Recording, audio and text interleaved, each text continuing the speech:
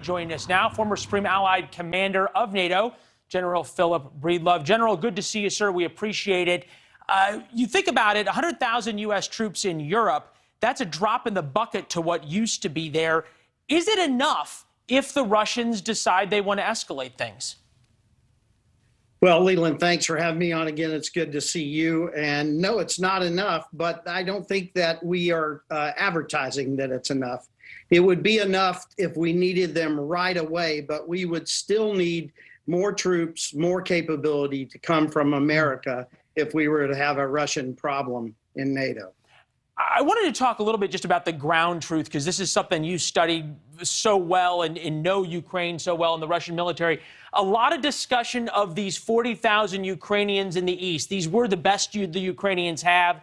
They're pinned down. They're now being pinched by the Russians, both from the north and from the south. Is there a chance we're going to see a wholesale slaughter of Ukrainian troops in the next week or so? I don't think so, Leland. I actually talked to one of my Ukrainian friends on the ground there about that very possibility, and they're doing pretty good there. They understand exactly where they are, and they are a good force. May I get you to go back to the map? And I would just like to point something out.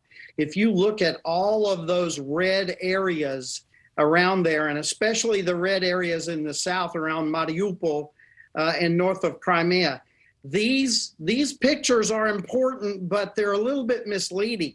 The Russians are holding the roads and some of the smaller towns, but they're not holding the land in between the roads. The Ukrainians are in those lands, and they are doing some work on the Russians in their rear areas and their supply lines. So yes, this is important to show sort of the limit of the advance of those armies on the ground. But the Russians are not holding all of that ground. Yeah, you make a great point in terms of the Russians have had issues with their supply lines to begin with. If the Ukrainians can harass them and disrupt them, all the better.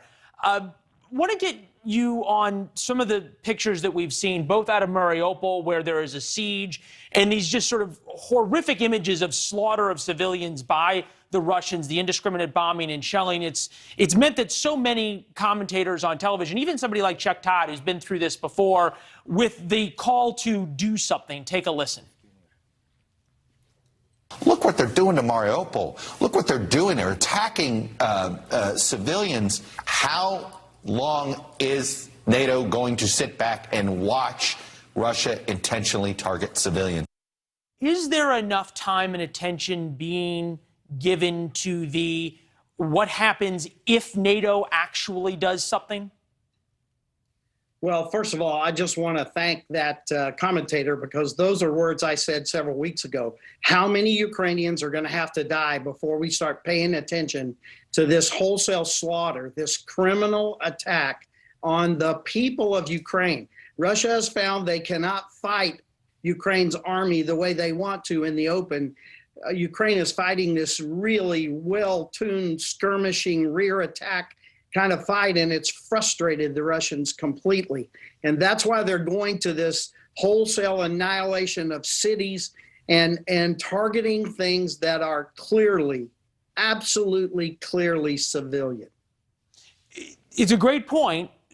Doing something, though, that actually means something to the Russians and to the civilians is a no-fly zone. It would probably be the first step. I was there in I'm sorry? You know, Leland, that I continue to advocate. Yeah.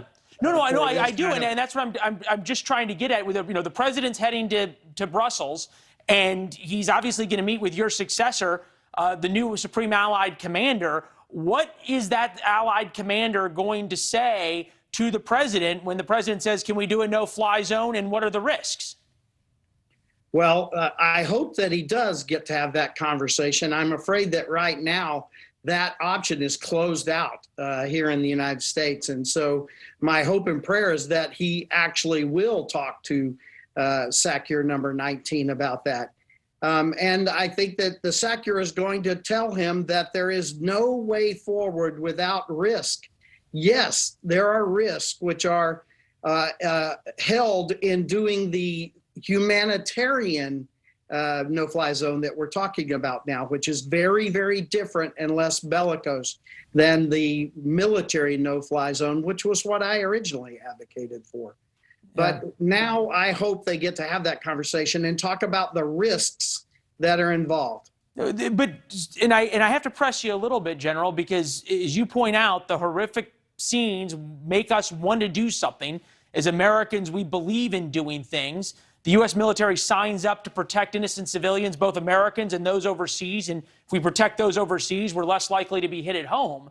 But at some point, a no-fly zone, humanitarian or not, if it's going to be enforced, you're going to have U.S. aircraft taking on Russian aircraft over the skies of Ukraine. How does that not escalate? How does the president justify that to the rest of NATO?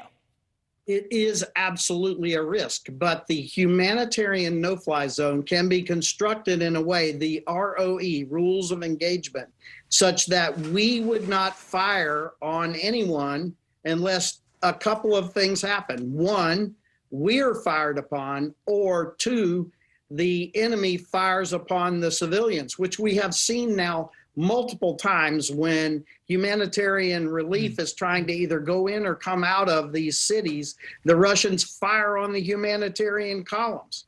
And so that is what we would seek to avoid with a humanitarian no-fly zone. General, I only got about 30 seconds. George Will made a great point. The Secret Service is not sleeping much over the next couple of days, sending the President of the United States 200 miles from an active war zone.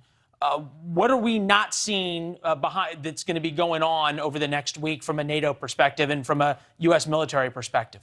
Well, I think we're going to be on some very high vigilance and alert. And I don't know if you're tracking, but it appears we may have had a Russian remotely piloted aircraft that wandered into Polish airspace a little. So the Russians are getting a little sloppy over there, and I think that we're going to have to be laser focused. Thanks for watching. Click the red subscribe button below so you can get more of NewsNation's fact-driven, unbiased coverage.